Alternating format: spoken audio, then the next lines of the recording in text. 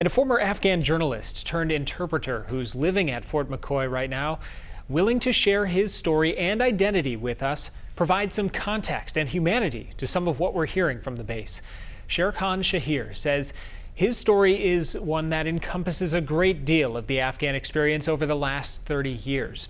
Through a written bio he's provided us, which you can read over at WXOW.com, Shahir told me how he lost his father when he was just an infant during the war in the late 80s between the Mujahideen fighters and the Soviet-backed government forces. He went to live with his mother and uncle's family in a rural village where he says he didn't fit in. Persevering through school, he eventually became both a print and radio journalist in Kabul before becoming a translator, who then lost his livelihood almost overnight, as so many did when the Taliban returned to power. Arriving at Fort McCoy with his wife and 3 children, he's among the thousands who are now adjusting to another new way of life and a new culture. Now, some of the complaints that have emerged from Fort McCoy have centered around food, but Shahir says his family has had, quote, more than enough when it comes to the quantity.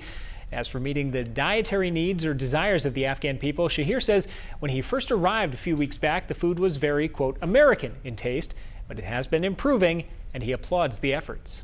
When it comes to being right or wrong, I believe when you grow up in a certain culture, you develop a certain taste.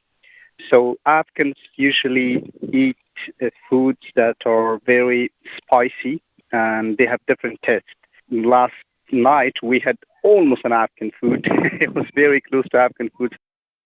And again, you can read Shahir's own words, his personal introduction, and more of his thoughts over at WXOW.com. And if you'd like to learn more about the people who are staying at Fort McCoy, Viterbo University, along with the UW-La Crosse and Western Technical College, are hosting a panel discussion tomorrow night from 7 to 8:30. That event will be in person at the Viterbo Fine Arts Center. Face masks required there.